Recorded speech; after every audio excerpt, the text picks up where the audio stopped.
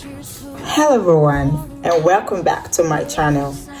My name is Kazaya, the priceless teacher, and what I do is help you with sounds and pronunciation. Do you know about your R controlled sounds? ER, IR, UR. Well, when letter E, I, and U comes after letter R, it gives the sound One more time, Here are some examples.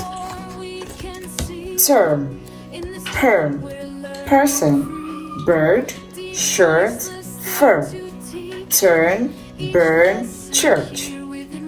Do you have some other examples? Leave that in the comment section. And do not forget to like, share, and subscribe to our channel. I remain Kazaya, the priceless teacher. Bye-bye.